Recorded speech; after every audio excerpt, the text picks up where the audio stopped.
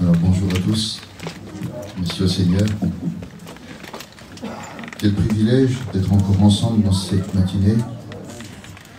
On ressent l'Esprit de Dieu, on ressent que Dieu est présent, que Dieu est parmi nous. Et c'est déjà une grâce, de le savoir présent, de savoir qu'il est là. Parce que moi je sais une chose, c'est que s'il est là, alors tout va bien. On peut avoir la vie qu'on a, avec les épreuves qu'on a, avec le lot de misère qu'on peut avoir sur la terre, et on est tous soumis à certaines choses, à certaines idées, à certaines choses que le monde peut véhiculer autour de nous. Et il y a une chose qui est sûre, c'est qu'au milieu de l'église de Jésus-Christ, quand nous ressentons sa présence et que nous savons qu'il est là, alors tout va bien. Tout va bien parce que Dieu est là. C'est un cantique qu'on a l'habitude de chanter, mais si on pourrait le réaliser ce matin. Dieu est là. Dieu est là, Dieu est présent. Et au-delà de tout ce qui peut nous arriver, Dieu est là. Et combien de fois qu'on a pu expérimenter cette réalité qui n'était pas dans un message, qui n'était pas dans une réunion, mais qui se maintenait juste dans la présence de Dieu. Quand tout allait mal, mais qu'on réalisait qu'il était là.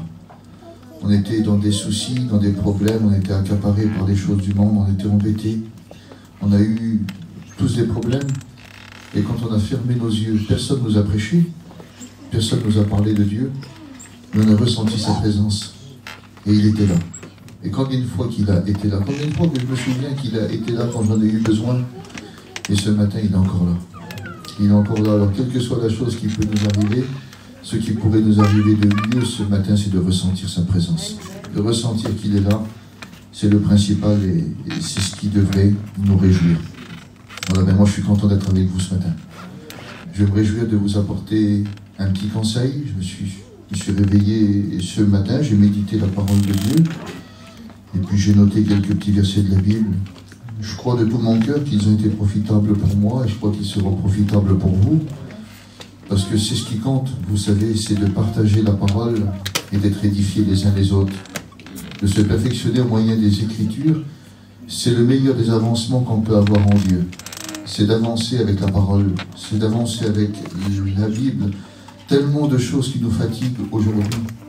Tellement d'hommes, vous savez, qui veulent essayer de moduler la doctrine, qui veulent essayer de moduler l'Église, alors qu'ils disent qu'il faut changer la Bible, il faut changer la parole, parce que le monde change.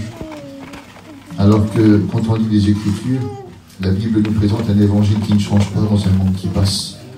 Mais moi, c'est celui-là que je veux vous prêcher ce matin. Je ne veux pas vous prêcher un évangile qui est modulé. Je ne veux pas vous dire que Dieu va changer parce que le monde change. Je veux vous dire que le monde passe, mais que Dieu demeure le même. Et que les choses qui étaient écrites dans la Bible pour les apôtres, ils sont aussi pour moi. Les choses qui sont écrites pour les hommes de la Bible, ils sont aussi pour moi, ils sont aussi pour vous.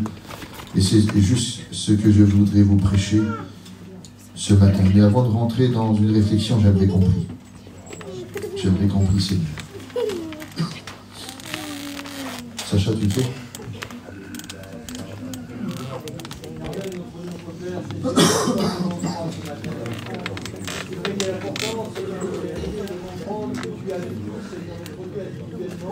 Et ce matin, Seigneur, tu nous as attirés à chacun d'entre nous dans ce lieu, parce que tu nous as parlé, Seigneur, je parle à ton ensemble. Et Seigneur, je veux te remercier. Je te remercie d'être là, Seigneur, présent à ton rendez-vous, Seigneur, ce matin. Tu as dit à notre cœur, Seigneur, que tu es autour de ta parole. Tu veux parler, Seigneur, à chacun de tes enfants. Et je veux te remercier, Seigneur, pour ton bien étudié. Pour ton amour déversé par moyen de ta parole, Seigneur. Je veux te remercier, Seigneur, de notre vie, de toi nous attirer à chacun d'entre nous.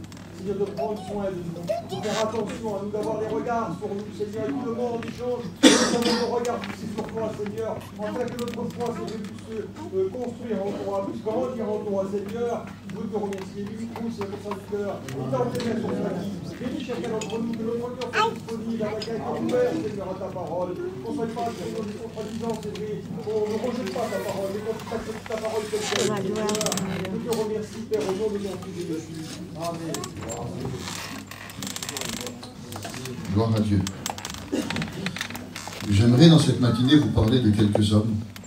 Quelques hommes où on peut trouver leur histoire dans la parole de Dieu. C'est parfois des hommes dont on n'a pas l'habitude de parler, Mais j'aimerais vous parler ce matin d'un mot qui est cher à mon cœur.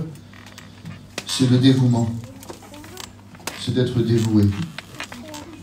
Aujourd'hui, on s'aperçoit qu'on vit dans un monde où c'est chacun pour soi et Dieu pour tous.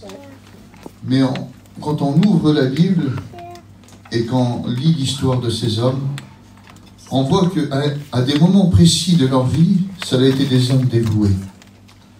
Vous savez, le mot dévoué veut dire des hommes sacrifiés. On est dévoué à une cause. On est dévoué à quelqu'un. Il y a des personnes qui disent « j'ai dévoué ma vie pour cette personne-là » ou d'autres disent « j'ai dévoué ma vie pour cette cause-là ». Ça veut dire qu'ils ont tout donné. Il y a des personnes qui ont pris une thèse et durant toute leur vie, ils ont dévoué leur vie juste sur cette thèse-là, juste sur ce sujet-là. Ils ont donné leur vie, ils ont sacrifié leur temps, tout ce qu'ils avaient, ils l'ont dévoué pour cette cause-là. Et on trouve dans la Bible des hommes, parfois dépourvus même de ministère, mais d'une vie avec Dieu, qu'ils ont dévoué pour le Seigneur. Leur vie tout entière a été pour Dieu. Et ils l'ont dévoué, ça veut dire qu'ils l'ont sacrifié, ça veut dire qu'ils n'ont rien retenu. Ils ont tout donné à cause d'un service qu'ils avaient pour Dieu. Ils ont désiré servir Dieu. Alors ils ont tout donné, parce que quand on veut servir Dieu, alors il faut être dévoué, il faut tout donner. Et ces hommes-là ont porté une marque, la marque du dévouement. Et la marque du dévouement est tellement belle, vous pouvez la retrouver dans un ministère, vous pouvez la retrouver dans un service, mais vous pouvez aussi la retrouver dans l'amour, les uns envers les autres. Parce que celui qui est animé du dévouement, c'est une personne qui est désintéressée de soi-même, mais qui va rechercher le bien de l'autre. Et aujourd'hui, c'est quelque chose qu'on a de plus en plus de mal à trouver. Parce que le monde est vaniteux, le monde est personnel, le monde il est mesquin, le monde il est renfermé sur l'image de lui-même, parce que le monde est animé d'orgueil. Mais on s'aperçoit dans la Bible que celui qui est animé de ce sentiment-là, du dévouement, du sacrifice de soi, c'est une personne qui est vide de tout orgueil. C'est une personne qui est animée de l'humilité, parce que pour être dévoué, il faut être humble. On ne peut pas être dévoué et avoir des sentiments orgueilleux, car l'orgueilleux ne se regarde qu'à lui-même. L'orgueilleux, on pourrait dire qu'il habite un royaume, mais c'est le royaume de l'autosuffisance. Il se suffit à lui-même, il n'a pas besoin de l'autre. Et on s'aperçoit que celui qui est animé du service, mais dans le dévouement le plus complet, c'est une personne qui regarde l'autre. C'est une personne qui regarde l'autre et qui regarde son intérêt au-dessus de ce que lui pourrait avoir. Il est même capable de voir en l'autre quelque chose qui le surpasse. La Bible nous dit que celui qui est animé de cette humilité de Dieu voit ses frères comme au-dessus de lui-même. Et on voit que le dévouement, c'est celui-là. Tous ne sont pas des Paul, tous ne sont pas des Apollos, tous ne sont pas des Barnabas, tous ne sont pas des Pierre, des Jacques ou des Jean. Et puis parfois, il faut le vouloir. On a les yeux tournés sur les plus grands, mais on s'aperçoit que ces hommes-là, ça n'a pas été les plus grands. Mais ça a été des hommes dévoués, des hommes désintéressés. Et à un moment dans leur vie, ils ont été un sujet d'encouragement et de bénédiction pour les plus grands. Car les plus grands ont eu besoin d'eux. Et j'aimerais vous dire que les plus grands ont besoin d'hommes et de femmes dévoués. D'hommes et de femmes qui sacrifient leur vie, leur temps pour l'Église. Pour ceux qui sont autour d'eux. Les ministères ont besoin des chrétiens. Car même si le ministère semble être plus grand que le chrétien à cause d'un service qui est au-dessus de lui, j'aimerais vous dire que le ministère vous appartient. Il est à vous. Dieu vous l'a donné. Les ministères sont pour l'Église. Ils ont été donnés à l'Église. Et on s'aperçoit que l'homme dévoué a été donné au ministère. Pour l'encourager, pour le bénir, pour le relever, pour l'aider, pour lui tendre la main. Et il y a des hommes, j'aimerais vous parler de 3 hommes. Un qui était issu de la ville de Philippe, un homme qui était issu de la ville d'Éphèse, et un homme qui était issu de la ville de Colosse. C'était 3 églises que Paul avait formées. 3 églises qui étaient nées dans le ministère de l'apôtre Paul. Un ministère béni, un ministère entier donné dans le service, dans l'amour, dans l'abandon personnel de sa propre vie. Paul avait tout donné pour ces églises. Paul n'avait pas regardé au prix que ça lui avait coûté. Il a tout donné. Jusqu'à la fin de sa vie, il en est mort pour ces églises. Il est mort pour la cause de l'évangile. Et c'est beau de voir un homme dire « Christ est ma vie, mourir m'est un gain ». C'est beau quand moi je le dis, c'est beau. Mais pour Paul, c'était vrai. Moi je le dis, c'est beau, c'est une belle confession. Mais lui, c'était vrai. Christ a été sa vie et mourir a été le gain de son existence. Et quand il est mort, il a écrit le plus beau des testaments. J'ai achevé ma course. J'ai gardé la foi. Désormais, la couronne de vie m'est réservée, non pas simplement à moi, mais à tous ceux qui auront aimé son avènement. Il dit, je sers déjà de libation pour le Seigneur, de sacrifice. Il savait qu'il allait mourir, mais c'était avec un sourire, parce qu'il savait qu'il donnait sa vie pour Dieu. Et il y avait des hommes autour de lui, issus de ces églises. Ces 3 hommes qu'on va parler sont issus du ministère de Paul. Ils sont issus de son service, ils sont sortis de son service. À travers son service, il a animé des hommes qui étaient dévoués pour l'œuvre de Dieu. Et il n'y a pas plus beau, mes frères, il n'y a pas plus beau de voir des hommes et des femmes sortir de nos mains, de notre service, mais d'en faire des hommes et des femmes dévoués. Pas des robots, pas des robots. Il n'y a pas plus vilain quelqu'un qui fait quelque chose parce que l'autre lui dit. Non, des hommes dévoués, des femmes dévouées qui le font parce qu'ils ont un désir de plaire à Dieu. Quand c'est dévoué, quand c'est le cœur qui parle. Moi, j'ai des frères qui m'ont demandé de répondre pour eux. Alors je suis leur ancien, mais je suis un petit jeune, moi. Mais j'ai une manière de fonctionner qui est spéciale, c'est que j'ose pas leur dire des choses, Sacha. J'aime pas leur dire des choses, parce que ça a été l'école que j'ai eue, ça, moi. Juanito ne m'a jamais rien demandé. Mais par contre, qu'est-ce qu'il m'a montré? Qu'est-ce qu'il m'a montré, Seigneur? Il ne m'a jamais dit de ramasser une place. Mais j'ai toujours vu avec une pince et un sac. Il ne m'a jamais dit, grosse, fais ça, fais ça. Il ne m'a jamais dit. Il ne m'a jamais dit de faire quelque chose. Mais il m'a montré ce qu'il fallait faire. Et il nous faut des hommes comme ça. Des hommes qui regardent et qui veulent servir et se mettre à l'œuvre. Parce que c'est ça le dévouement. C'est d'avoir eu un exemple et de vouloir le suivre. Parce que si on n'a pas eu d'exemple, on ne pourra pas suivre. Mais ces 3 hommes-là que je vais vous parler, là, ils ont eu un exemple. Ils ont eu un exemple, c'était l'apôtre Paul. C'était leur exemple et à un moment, ils ont été une aide pour cet exemple. Ils ont été une aide pour cet homme-là. Pourtant, c'est l'apôtre des apôtres. C'est celui qui possède tous les dons. C'est celui qui possède tous les services. C'est un apôtre, c'est un évangéliste, c'est un pasteur, c'est un prophète, c'est un docteur. Il a tous les ministères. Il est animé de tous les dons spirituels. C'est un homme qui est animé de paroles de connaissance, de paroles de sagesse, de prophétie, de discernement. C'est un homme qui a tous les dons. Il a l'interprétation, il a la diversité des langues. Il a le don de la foi, le don des miracles, le don de guérison. Qu'est-ce que vous allez lui apprendre? Qu'est-ce que vous allez lui donner? Mais on voit dans la Bible, pourtant, que 3 hommes ont été, à travers leur vie, un sujet de dévouement et d'encouragement pour l'apôtre Paul. Parce que de son service, là, c'en est des hommes et même des femmes dans la parole de Dieu, qui ont été pour Paul un encouragement. Parce que leur vie était dévouée pour le Seigneur. Car de nos services doivent être des hommes et des femmes qui sont dévoués pour Dieu. On n'est pas là pour faire de l'Église des esclaves. On est là pour en faire un sacerdoce. Des hommes et des femmes qui obéiront à la règle, mais de cœur. Si on obéit à la règle simplement quand on nous le dit, alors c'est de la tyrannie. Mais quand on le fait de cœur, alors c'est un service qu'on rend à Dieu. Parfois un frère peut nous dire ce qu'on a à faire, mais pas tout le temps. Si on doit dire sans cesse à l'Église ce qu'elle doit faire, alors c'est qu'elle n'avance pas. C'est qu'elle n'obéit pas de cœur au service qu'elle doit rendre à Dieu. Mais ces 3 hommes-là ont manifesté un service de cœur, un service de dévouement, de sacrifice entier. Et un jour, un homme a écrit ça. Le dévouement d'un homme va souvent plus loin que lui. Notre dévouement va souvent plus loin que nos capacités. Quand on est dévoué, on va jusqu'au bout. Et on voit que ces 3 hommes ont manifesté un service béni. Et le premier que j'aimerais vous parler ce matin, son nom c'est Épaphrodite.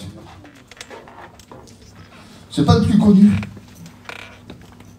C'est pas les hommes qu'on connaît le plus dans le Nouveau Testament. Mais c'est des hommes de dévouement. Des hommes qui ont marqué le service de l'apôtre Paul. Pourtant, allez marquer un homme comme ça, vous ne pouvez pas le marquer. Hein. C'est lui qui a été le plus marquant dans tout le Nouveau Testament. On est bien d'accord, les frères. Mais écoutez ce qu'il va dire à un moment. Dans Philippiens 2, au verset 25. J'ai estimé nécessaire de vous envoyer mon frère Épaphrodite, mon compagnon d'œuvre, mon compagnon de combat, par qui vous m'avez fait parvenir de quoi pourvoir à nos besoins. Je l'ai donc envoyé avec d'autant plus d'empressement, afin que vous vous réjouissiez de le revoir. Au verset 29, recevez donc le don dans le Seigneur avec une joie entière et honorez de tels hommes, car c'est pour l'œuvre de Christ qu'il a été près de la mort, ayant exposé sa vie. Amen. Quelques petits versets, c'est tout, et après on parle plus de lui. La vie d'Épaphrodite se résume en 3 petits versets dans les Écritures.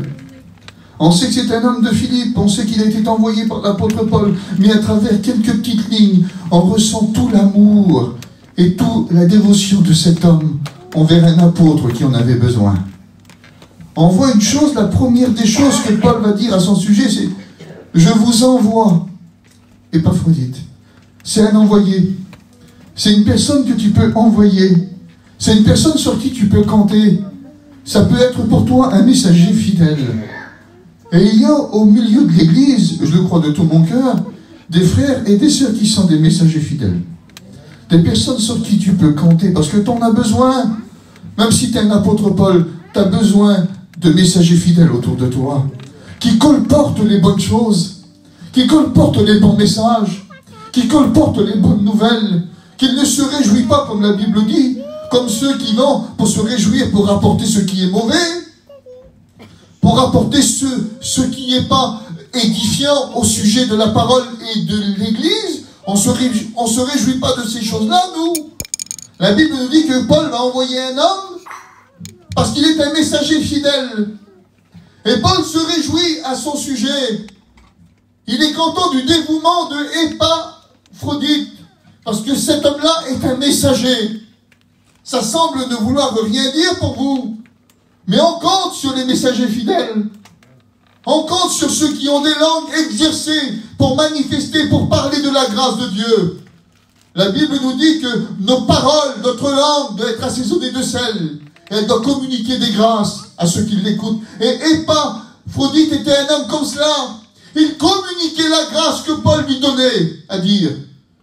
Il l'avait envoyé, c'était un messager fidèle, quelqu'un qui devait colporter, qui devait rapporter les paroles de Paul. Mais il rapportait le bien. Il rapportait le bien. Et aujourd'hui, on a besoin d'une église qui rapporte le bien. Je vous le dis devant Dieu, on a besoin d'une église qui rapporte le bien. On voit trop parfois, que ce soit au milieu des païens, c'est normal qu'ils rapportent ce qui est mauvais. Parfois, il faut savoir rapporter ce qui est mauvais pour le dénoncer et pour l'enlever. Mais pas pour le semer.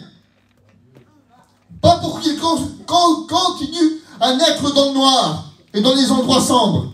On n'a pas le droit. Le mal peut être dénoncé pour être arraché et enlevé de l'église. Mais quand on est envoyé, c'est pour manifester, pour parler du bien. Un chrétien, ça parle du bien. Et cet homme-là parlait du bien. Et il y a des hommes et des femmes qui parlent, mais du bien. Qui sont des témoignages, qui sont des messagers. Ils colportent le bien. Et ces hommes-là, ces femmes-là, sont un bien pour l'Église. Comme Épaphrodite était un bien pour Paul, il dit, je vous envoie, je vous l'envoie. Et combien, quand on voudrait en envoyer, nous, Seigneur, envoyer des hommes et des femmes qui parlent, mais dans le bien. Non, envoyer dans les campings, sur les places, dans les missions, partout, dans les foyers. Soit envoyé, mais parlant bien. Parlez du bien. Je vous le renvoie. Et Paul ne voulait pas envoyer n'importe qui. Il voulait envoyer un homme qui serait capable d'être sa voix, d'être son cœur, d'être ses mains, d'être ses pieds, mais être les pieds de l'apôtre Paul, c'est pas n'importe quoi. Être les mains de l'apôtre Paul, c'est pas n'importe quoi. Être la voix de l'apôtre Paul, être son cœur, c'est pas n'importe qui peut le faire. Mais Paul, quand il a regardé cet homme-là, il dit, lui pourra être mon messager. Il pourra être celui que j'envoie. Il rapportera les paroles comme je lui ai dit. Quelle fidélité. On a besoin de tels hommes. On n'a pas toujours besoin de Paul, mais des Épaphrodites, on en voudrait un. Qui rapporte ce qui est bien. Et puis Paul va aller encore un petit peu plus loin. Il va dire, je vous envoie. Et Paul a parlé du mot frère dans la Bible des centaines de fois. Des centaines de fois, Paul a parlé du mot frère. Frère, les frères, nous sommes frères. Mais seulement 2 fois, Paul a dit dans la Bible, mon frère. Il l'a dit une fois pour Tite, il l'a dit une fois pour cet homme. Je vous envoie Épaphrodite, mon frère. Il va dire, c'est mon frère. Et que c'est beau d'avoir des frères. Alors au milieu de l'église, il y a plein de frères. Et je ne trahis pas de secret, il y a plein de sœurs. On dit on est tous frères, on est tous sœurs. Oui, mais ton frère, vous n'avez pas des frères, vous? Des frères personnels? Des hommes sur qui vous pouvez compter? Des hommes que vous ramenez près de votre cœur pour leur raconter vos secrets les plus profonds? Ceux que vous appelez quand vous êtes découragé? Ceux que vous téléphonez quand tout va mal? Vous n'avez pas des frères? Ben, Paul avait un frère. Et quand Paul avait besoin d'être soutenu par la main d'un frère, il appelait Épaphrodite. Viens mon frère, j'ai besoin de toi. Paul avait besoin d'un frère. Vous croyez que le chrétien à côté de vous n'a pas besoin d'un frère? Vous croyez que celle à côté de vous n'a pas besoin d'une sœur? Vous n'en avez pas besoin, vous, des fois? Hier, j'étais tout seul dans ma chambre, et puis j'ai mon frère dans la chair qui m'a appelé. Et j'étais fatigué, et quand j'ai décroché, il m'a juste dit, alors mon frère, ça m'a fait du bien. Ça m'a fait du bien. Et mon frère m'a parlé de ma mère, il m'a parlé de mes frères, il m'a parlé de mes sœurs. Puis on a commencé à parler de la vie, puis on a parlé des temps passés, puis on a parlé de mon père. Parce qu'avec mon frère, je sais que parler des choses qui nous concernent. Je sais que parler des choses de ma famille. Et quand on est avec nos frères, on sait que parler de Dieu. Quand on est avec nos frères, on parle de Dieu, on parle de notre Père, on parle des églises, on parle de nos frères, on parle de ce qui nous appartient, on parle de ce qu'on est. Et Paul, quand il était avec Épaphrodite, il dit, lui c'est mon frère. Les autres c'est mes frères, c'est l'église. Mais lui c'est plus intime, c'est plus proche. Il y a une proximité de cœur. C'est mon frère. Et que c'est beau quand on est un frère. Quand on est le frère de quelqu'un. Quand on devient un frère pour l'église. Quand on n'est pas un obstacle. Quand on n'est pas un faux frère. Parce que des faux frères, ça peut exister. Paul va en parler. Il dit, j'ai été en péril. Comment, Paul? Oui, on m'a tapé dessus. J'ai été en péril sur les eaux. J'ai manqué de me noyer. Et il dit, et en péril où aussi? Au milieu des faux frères. Comment, Paul? Au milieu des faux frères, c'est aussi un péril comme ça, oui. C'est un péril, il dit, tu peux pas savoir. Mais quand il voyait Épaphrodite, il dit, ah, celui-là, c'est mon frère. C'était pas un péril pour lui. C'était une joie de le voir. Et que c'est beau quand les gens sont contents de nous voir. Quand on est content de les voir aussi. Moi, il y a des personnes, il n'y en a pas beaucoup dans mon service pour Dieu, mais quand je les vois, je suis encouragé. Parce que c'est mes frères. Je sais que je peux tout lui dire. Je sais que je peux tout lui confier. Je sais que je peux tout lui demander. Je sais qu'à n'importe quel moment de la journée ou de la nuit, si je lui téléphone, il sera toujours disponible. Je sais parce que c'est mes frères. C'est mes frères, ils sont à moi. Je sais que Dieu me les a donnés. Je sais que Dieu me les a donnés pour mon service. Je sais que Dieu me les a donnés pour que je grandisse. Je sais que Dieu me les a donnés, que Dieu m'a donné à eux. C'est mes frères. C'est mes frères.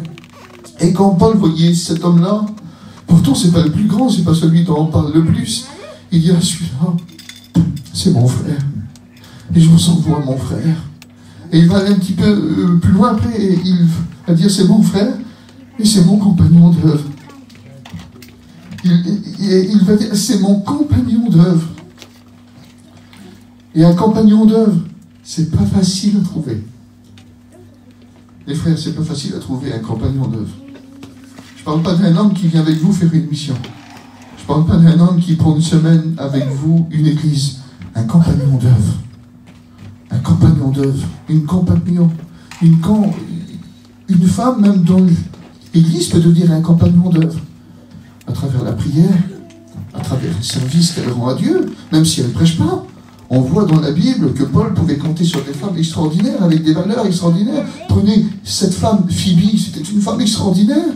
Une diaconesse de la Bible qui a aidé Paul, elle l'a aidé. Et si aujourd'hui on peut avoir dans nos Bibles l'épître aux Romains, c'est parce que c'est elle qui l'a ramené jusqu'aux Romains. Elle a manifesté un service pour Dieu. Elle n'a pas prêché, mais elle était à sa place.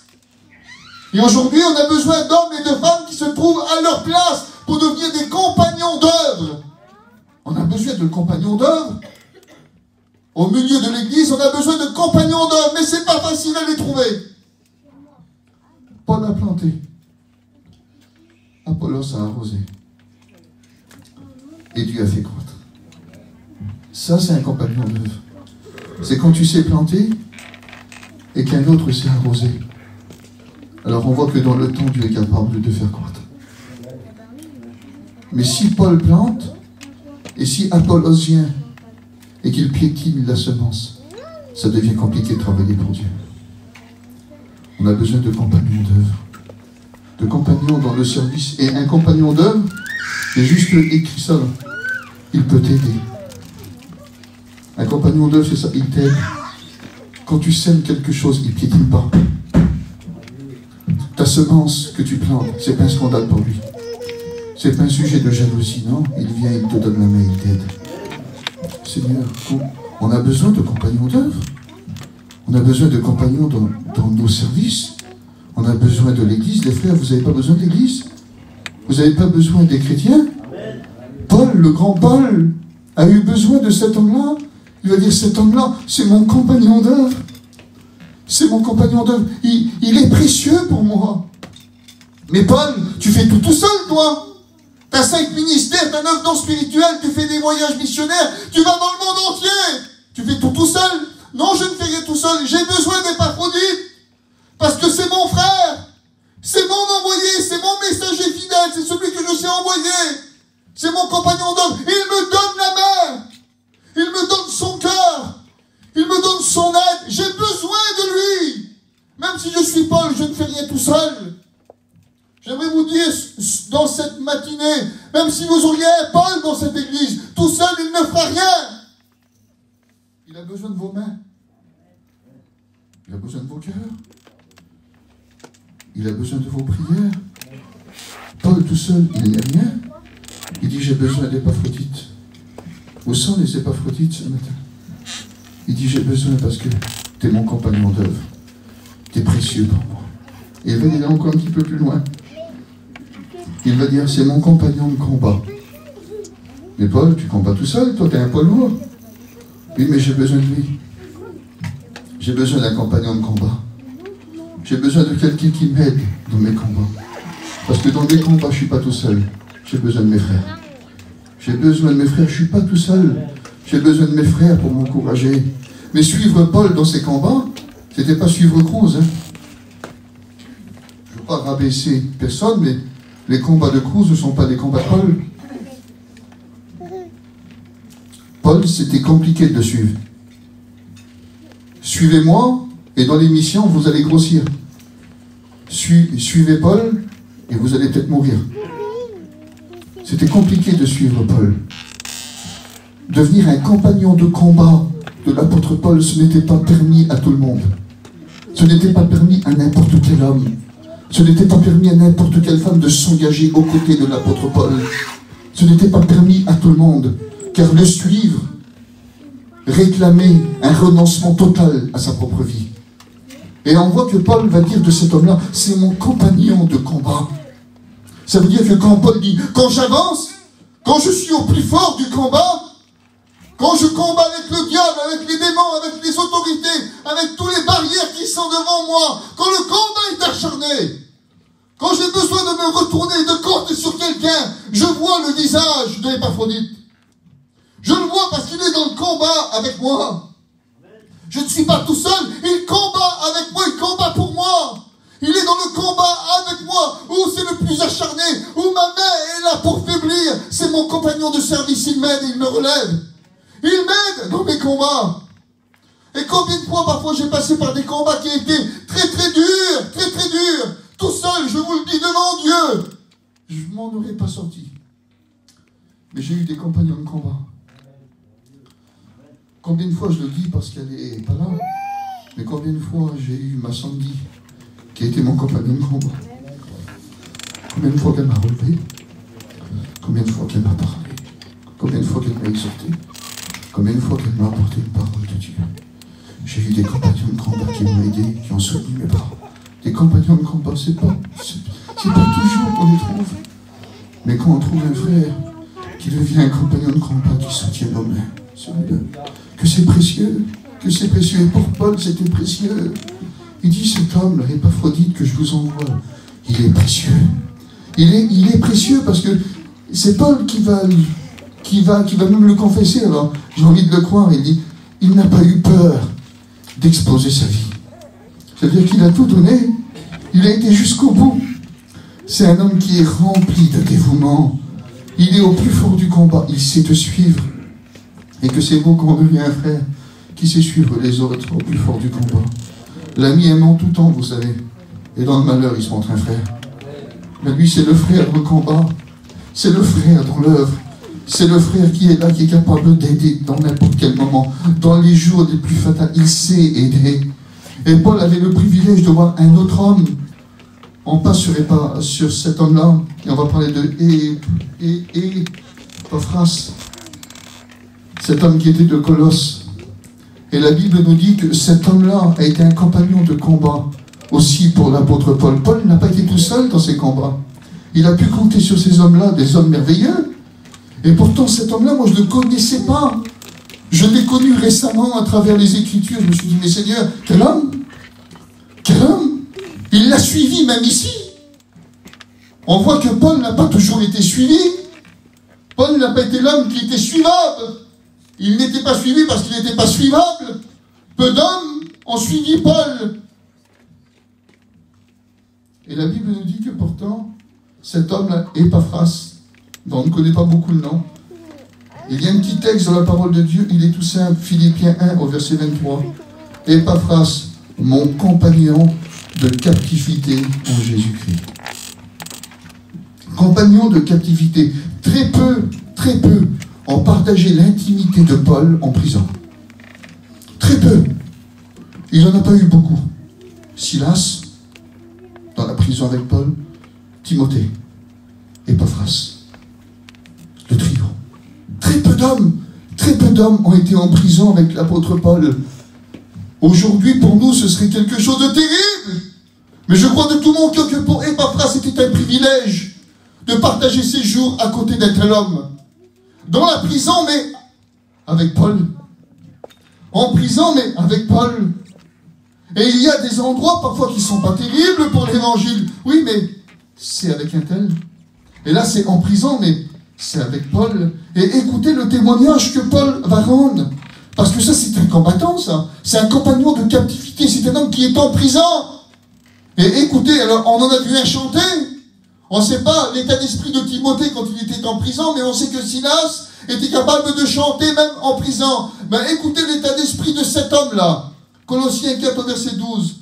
Épaphras, qui est des vôtres, vous salue, qui ne cesse de combattre pour vous dans la prière. Il est dans la prison, il est à côté de l'apôtre Paul. Et c'est un homme qui est animé du désir, c'est de prier. C'est un combattant, mais dans la prière. C'est un homme qui combat et qui prie. Il a des chaînes sur ses mains, il a des chaînes sur ses prières. Il a une porte qui l'empêche de sortir.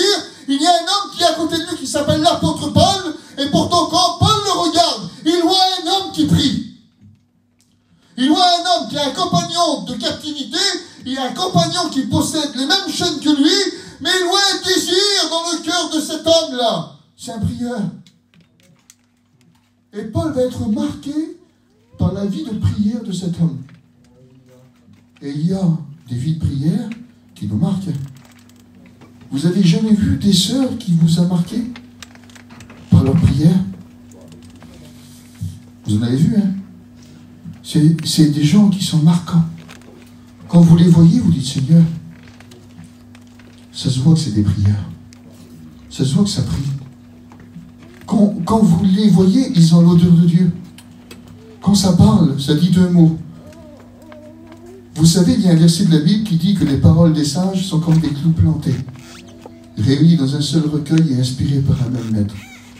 Eux, ils n'ont pas un marteau. Ils n'ont pas que la parole. Et ça ne fait pas des marques. Ça ne fait pas beaucoup de bruit. Mais ils ont des clous. Même si ça tape doucement, ça rentre et ça transperce.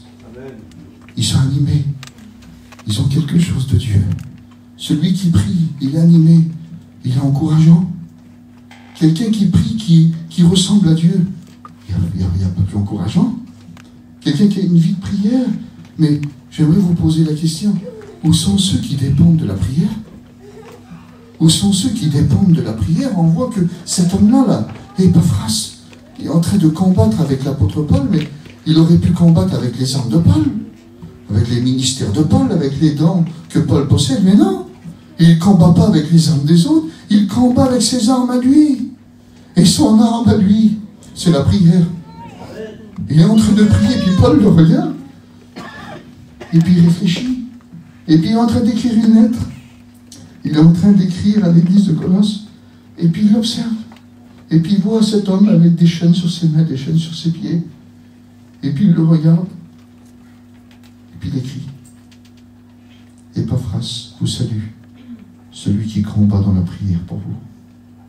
Il dit, Seigneur, il combat, et c'est un homme qui prie. Il prie. Il est en train de combattre. Pourtant, il n'y a personne dans la cellule. Mais Paul dit, il est en train de combattre. Il y a plein de choses qui viennent contre lui, mais il combat. Il combat, il dit, mais il ne combat pas pour lui. Hein. Il ne prie pas pour son foyer, il ne prie pas pour sa famille, il ne prie pas pour ses enfants. Il ne prie pas pour son beau-père, pour sa belle-mère, pour son père, pour sa mère, pour ses... Non, il prie pour vous. Le dévouement, le cœur.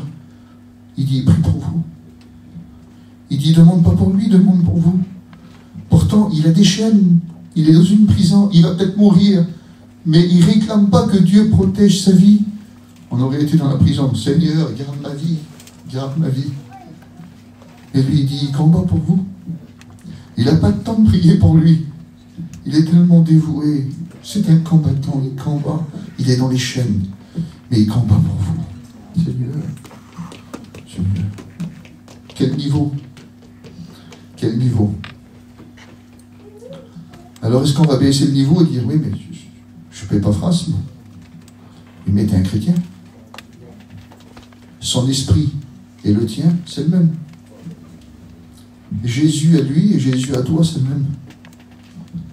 L'enseignement que lui avait et ton enseignement, c'est le même.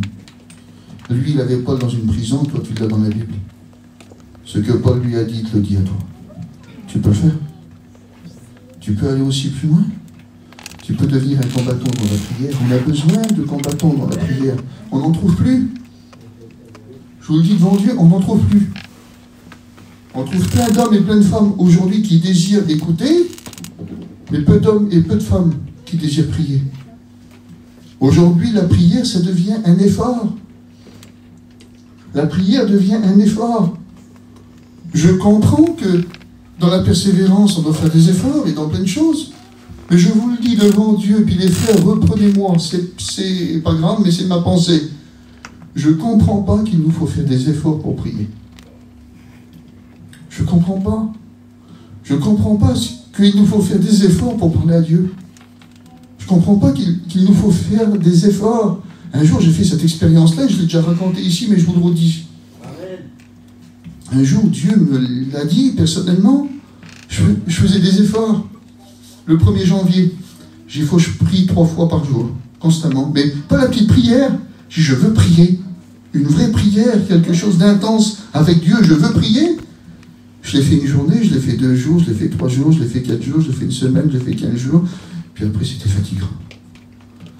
Je me suis fatigué. Je suis Seigneur, c'est fatigant, c'est fatigant. Puis Dieu m'a parlé. Il m'a dit, Rose, tout simplement, il m'a dit, est-ce que c'est un effort pour toi d'aimer tes enfants? Je dis, non, Seigneur. Il m'a dit, d'accord, dis donc, c'est un besoin. Il dit, quand tu rentres chez toi et que tu les prends dans tes bras, est-ce que tu fais l'effort de les prendre dans tes bras, de leur parler, de leur demander ce qu'ils ont fait dans la journée? Je dis, non, Seigneur. Il m'a dit, c'est pas un effort, donc pour toi, c'est un besoin. J'ai dit, oui, Seigneur, c'est un besoin, j'en ai besoin. Il m'a dit, et quand tu rentres chez toi, et que tu rentres dans ton camping, je voudrais pas être lui, il dit, mais que tu regardes ta femme, que tu la prends dans tes bras, que tu parles avec elle, est-ce que c'est un effort de l'aimer et de passer du temps dans sa présence? J'ai dit, non, Seigneur, c'est un besoin. Alors il m'a dit, pourquoi pour tout ce que tu aimes autour de toi, c'est un besoin? Et pourquoi pour moi de venir me parler, de me prendre dans les bras, c'est un effort? Je me suis senti repris. Je dis, Seigneur, je te demande pardon. Je regarde une chose qui est comme un effort, alors que ça doit être le besoin de ma vie. Quelque chose de vital. Que si je ne l'ai pas, je ne vis pas. Je ne peux pas vivre comme un fantôme chez moi. Il faut que je parle à mes enfants. Il faut que je les enseigne. Il faut que je sois une bénédiction pour eux. Et c'est une bénédiction pour moi de les écouter. Avec ma compagne, je dois avoir un partage. Et c'est pas un effort de le faire. C'est un besoin. C'est quelque chose de bon. C'est quelque chose de partagé. Alors pourquoi avec Dieu ce serait différent? Depuis ce jour-là, je vous le dis devant Dieu, que ma vie de prière, elle a changé. Aujourd'hui, je ne prie plus par effort, je prie par besoin. Je prie parce que j'en ai besoin. J'ai réalisé que c'était pas un effort. J'ai réalisé que c'était mon besoin. J'ai besoin de parler à mon Dieu. J'ai besoin de me réveiller puis de lui dire, bonjour Seigneur. Je te remercie de m'avoir donné la vie. Seigneur, dans cette journée-là, je veux que tu travailles avec mes mains. Je veux que tu sois avec moi. Seigneur, montre-moi tes plans, montre-moi tes projets. Et dans la journée, j'ai besoin encore de lui parler. Et le soir, j'ai besoin de lui parler. J'ai encore besoin d'ouvrir la Bible. J'ai encore besoin qu'il me parle. Et j'ai besoin de rentrer en communion avec lui. C'est mon Dieu. Il manque des Épaphras. Il manque de ces hommes-là qui combattent dans la prière. Je vous le dis devant Dieu, il en manque. Il en manque. Il nous en faudrait plein. Il nous faudrait des hommes et des femmes qui dépendent de Dieu, mais dont la prière, on en a tellement besoin. On avance encore un petit peu. J'aimerais vous parler des derniers hommes, et après on va prier le Seigneur. J'aimerais vous parler de la consolation qui vient d'Éphèse. Un homme qu'on appelle Onésiphore. Je ne sais pas si vous le connaissez. Lui, c'est remarquable. Les deux que je vous ai parlé, ils étaient animés d'un service pour Dieu. C'était des compagnons de Paul dans le service. Mais lui, il n'a pas de ministère. Lui, c'est un chrétien. C'est un chrétien qui est d'Éphèse, en Turquie. Et il a écouté quelque chose, c'est que l'apôtre Paul est en prison. L'apôtre Paul est à Rome. On sait son sort funeste, il va bientôt mourir. Paul écrit ses dernières lettres, son testament à Timothée. Et il va parler d'un homme. Il va parler de cet homme, Onésiphore, qui est qu'un chrétien. C'est qu'un chrétien pourtant. Et écoutez ce que Paul va dire dans 2 Timothée 1, verset 15. Tu sais que tous ceux qui sont en Asie m'ont abandonné. Entre autres, Phygèle et Hermogène, ils m'ont abandonné. Paul se sent abandonné. Il dit, partout en Asie, ils m'ont tous abandonné. Et comment on sait, les frères, qu'on se sent abandonné? Quand on regarde autour de nous et qu'il n'y a plus personne. Quand tu sens que tu dois reposer ta main sur quelque chose de solide et de sain et qu'il n'y a plus rien. Tu dis, Seigneur, qu'est-ce que je vais devenir? Et Paul est en prison, il dit, Seigneur, ils m'ont tous abandonné en Asie. Et puis un jour, il écoute frapper à la porte de sa prison. La porte s'ouvre. Et c'est Onésiphore. Et écoutez ce que Paul va dire à son sujet. Tous tous m'ont abandonné, entre autres Phygèle et Hermogène. Que le Seigneur répande sa miséricorde sur la maison d'Onésiphore, car il m'a souvent consolé. Il n'a pas eu honte de mes chaînes. Au contraire, lorsqu'il est venu à Rome, il m'a cherché avec beaucoup d'empressement.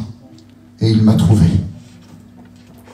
C'est un homme qui est venu jusqu'à Rome. Alors je ne sais pas s'il est venu d'Éphèse jusqu'à Rome pour chercher l'apôtre Paul, sachant qu'il était abandonné de tous.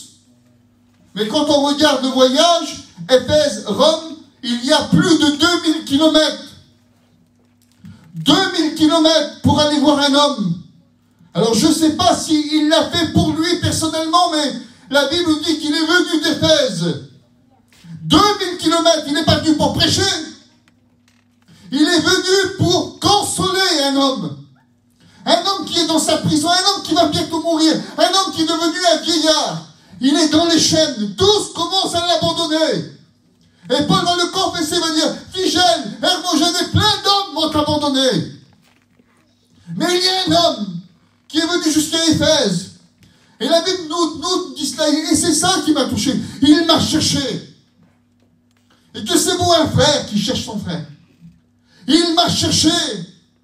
Mais pas chercher pour chercher. Pas chercher juste parce qu'il faut le faire. Un jour, il y a un philosophe qui avait écrit ces mots. Un jour, un homme était tellement content qu'il aurait donné de l'argent à un pauvre. Alors il est descendu dans la rue pour en trouver un, mais il n'en trouva pas. Et il remonta chez lui et il se coucha. Voilà un homme en qui il n'y avait pas beaucoup de persévérance. Il y a parfois des hommes qui sont animés de cette paille. Hein. Ah, je fais tout. Ah, j'y vais. Ah, je le cherche. Ça fait un petit peu. Ça fait demi-tour. Lui, il fait 2000 kilomètres. Il arrive à Rome. Il ne sait pas où est Paul. Il ne sait pas dans quelle prison il est. Mais il le cherche avec empressement. Parce que l'amour, elle cherche. L'amour, elle cherche. Mes sœurs, l'amour, elle cherche. Quand tu n'aimes pas, tu ne cherches pas. Quand tu n'aimes pas, tu ne te déplaces pas. Quand tu n'aimes pas, tu ne prends même pas de nouvelles. Mais lui, le cœur est animé. Il va chercher Paul partout. Il le cherche partout. Il n'a pas de voiture. Il se déplace à pied. Et il cherche partout. Où est Paul? Où est Paul? Paul de Tarse, est-ce que vous le connaissez? Il va partout dans tous les prisons. Mais c'est dangereux. Il cherche à Rome. Et c'est un chrétien. C'est une personne qui n'est pas du coin. Il peut être arrêté en cherchant Paul. Mais il s'en fout. Il cherche un frère. Il est en train de chercher son frère. Il le cherche. Il le cherche avec empressement. Et la Bible nous dit qu'un jour, il frappe à la porte d'une prison. La porte s'ouvre. Et c'est Paul. Paul, mon frère. Quand Paul a dû le voir, ils l'ont tous abandonné, imaginez-vous. Et quand la porte s'ouvre, c'est Onésiphore. Et il le prend dans les bras. Mon frère, assis-toi avec moi. Comment vont les églises? Comment ça va à Éphèse? Comment vont les chrétiens? Et les pasteurs, et ça se passe comment? Mais c'est pas un pasteur, lui, c'est un petit chrétien. Et la Bible nous dit qu'il va s'asseoir avec Paul et écouter le petit mot. Il va le consoler. Tu vas consoler 5 ministères, tu as 9 ans. Des voyages missionnaires en grand nombre, des églises qui se sont dressées de partout, 13 épîtres qui ont été écrits. Tu vas consoler, tu vas relever un tel homme. Onésiphore, oui. Il console. Il console l'apôtre Paul. Écoutez, le mot consoler, c'est il l'a rafraîchi. Il a réparé les effets de la chaleur. Il l'a fait revivre. Il a ranimé quelque chose dans le cœur de l'apôtre Paul. Il l'a pris par le cou comme un ami. Il lui a dit, Paul, écoute, ça va aller. Ça va aller, mon frère. Ça va aller. Écoute, tu vas jusqu'au bout. Paul, Dieu te l'a dit. Dieu t'a parlé, Paul. Et Paul, d'un seul coup, a revu. Oui, c'est vrai. C'est vrai, Onésiphore, oui, t'as raison. Paul, Dieu est fidèle. Si, non, mon frère, ça m'a fait du bien de te parler. Ça m'a fait du bien que tu... Ça me fait du bien que tu sois là. Je suis content d'être dans ma prison. Je suis content d'être dans cette cellule. Je me sentais tout seul, je me sentais abandonné. Et quand je t'ai vu, tu m'as consolé. Puis c'est beau quand on est consolé. Quand on croit que tout est perdu. Quand on croit que ça y est, on va mourir ici. Et qu'un frère vient qui nous prend par le cou. qu'une sœur vient et qu'elle nous aide. Ça va aller, écoute, t'es pas tout seul, on est avec toi. Onésiphore, et écoutez le petit mot là. Il m'a souvent consolé. C'est pas qu'une fois. C'est pas qu'un miracle. On aurait pu dire, oui, mais il l'a fait qu'une fois. Quand même, non. C'est souvent. Et j'aimerais vous le dire ce matin. Qui n'est pas consolateur qui veut? Pour consoler, il faut avoir les moyens de consoler. Pour consoler, il faut avoir de l'amour. Pour consoler, il ne faut pas juste venir. Les 3 compagnons de Job sont venus. Et qu'est-ce que Job va leur dire? Vous êtes de bien fâcheux consolateurs. Ils sont venus, Il dit, vous avez voulu consoler, vous, mais vous l'avez mal fait. Parfois, tu peux venir, mais tu peux mal le faire. Quand tu n'es pas animé, tu le fais très mal. Quand tu n'es pas animé avec le cœur, tu peux avoir des mots, mais ça peut tuer. Mais quand tu es animé, alors tu es un Onésiphore qui console. Dans la pire des prisons, dans le pire des problèmes, tu prends par le cou et tu es animé par Dieu. Un jour, un homme est venu, et puis il m'a repris. Sachant, Seigneur, il m'a tué. J'étais un jeune chrétien, il m'a tué, il m'a laissé froid. Je suis reparti, j'ai resté 6 mois comme un tombé. Mais j'étais mort, j'avais 17 ans, j'étais un petit jeune, j'avais rien fait. J'avais rien fait, il m'avait tué. Une parole, il avait voulu m'encourager, lui, mais il m'a brisé, il m'a tué, j'étais mort. Pourtant, c'était une vérité. Mais il y a des vérités qui tuent, quand c'est mal dit. Vous savez, parfois j'écoute des chrétiens dire, je suis franc, moi. Mais un chrétien, c'est pas franc. C'est écrit nulle part dans la Bible. Un chrétien, c'est pas franc. Un chrétien, c'est sincère. Avec la franchise, tu tues. Avec la sincérité, tu répares et tu bénis. C'est très très différent. Parfois, on prend les sentiments du monde et on veut en faire un sentiment de Dieu. Mais Dieu n'est pas d'accord. La franchise, elle est du monde, mais la sincérité, elle vient de Dieu. Alors, il m'a tué. Il m'avait tué, il m'avait brisé. Et puis, 6 mois après, un homme a vu que j'étais pas bien. Il est venu vers moi. C'était Jonito. Moi, j'étais un petit jeune. Moi, je le voyais comme un monument. Il s'est assis avec moi et il m'a parlé. Encore plus dur que l'autre. Plus dur que l'autre. Je vous le dis devant Dieu, plus dur que l'autre. Mais les paroles, c'était des flèches d'amour. C'était un Onésiphore pour moi. Il est venu dans ma prison. Il m'a dit des choses qui étaient encore plus dures. Mais je sentais que c'était pour relever. C'était pour bénir. C'était pour encourager. C'était pour m'édifier. C'était pour me soigner. Il est en train de me soigner. Vous avez vu, parfois, pour soigner, il faut réouvrir et mettre du désinfectant. Et ça fait mal. Et c'était ce qu'il a fait. Ça a été mon Onésiphore. Il m'a consolé. Ça m'a fait du bien. Ça m'a fait du bien. Ça m'a fait du bien. Et je suis reparti. Ça a été comme un électrochoc spirituel. Parce que j'ai croisé mon Onésiphore. J'en ai eu besoin. Et je crois de tout mon cœur que vous en auriez besoin un jour. Mais Dieu veut faire aussi quelque chose de merveilleux. Où sont les Onésiphores? Les hommes et les femmes qui ne sont pas simplement capables d'être des Pauls dans une prison, mais d'être des Onésiphores qui rouvrent des portes et qui sont capables de rentrer dans des prisons pour encourager les autres. On en a besoin aussi de cela. Parce que le copain, là, il n'a pas de ministère. C'est pas un don spirituel, ça, mais c'est de l'amour. Et quand tu as de l'amour, tu es capable d'ouvrir des portes, tu es capable de chercher tes frères.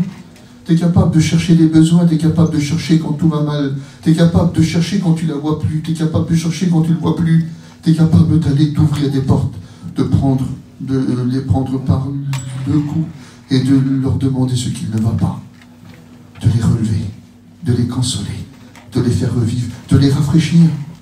Après les pires déserts, de leur donner un petit verre d'eau. C'est ça la consolation. C'est ça la consolation. Et puis la consolation, elle peut intervenir. Et là, on va loin, mais même entre des ennemis. Un jour, c'est les frères de Joseph qui sont venus. Ils ne vont pas reconnaître leur frère, mais lui, il les reconnaît. Et écoutez ce que la Bible dit. Il va enlever les vêtements de l'Égypte, vous connaissez l'histoire, il va dire, je suis Joseph, votre frère, celui que vous avez vendu. Et ce jour-là, il a de quoi se faire justice. Il a des vêtements qui le permettent. Il a un sceau qui le permette. Il peut signer une lettre et les faire tuer tout de suite. Parce qu'ils lui ont fait beaucoup de mal. Ils l'ont vendu comme un esclave, quelques kilos. Ils ont pris son vêtement, ils l'ont arraché, ils ont fait croire à son père qu'il était mort. Il lui a fait beaucoup de mal et ce jour-là, il pouvait se venger. Mais écoutez le petit mot, la Bible nous dit qu'il l'ait pris dans ses bras. Et on a du mal à le comprendre, ça. Quelle réconciliation! Il les prit dans ses bras. Et écoutez le petit mot, et il les consola. C'est pas le... Bon, écoute, voilà, voilà, écoute, on se réconcilie, c'est bon. Ou bien maintenant, on le dit même plus. On l'invite à manger un bout de viande. Puis on dit, voilà, c'est pareil. Non, c'est pas pareil. Là, il y avait quelque chose qui n'allait pas. Ça n'a pas été réparé comme ça. Il les prit dans ses bras. Et il les consola. Et écoutez, en parlant à leur cœur. Il les consola. Consolation de Dieu. Ils ont écoute mon frère. Tout ce qui s'est passé là, on oublie tout. On oublie tout. On efface tout. On ne vit plus avec le passé. Vous avez médité du mal, mais Dieu a médité du bien. Et aujourd'hui, vivons avec le bien de Dieu. Une consolation, c'est ça. Une réconciliation en Dieu, c'est ça. Mais aujourd'hui, on veut être des adorateurs, mais on trouve très peu de consolateurs.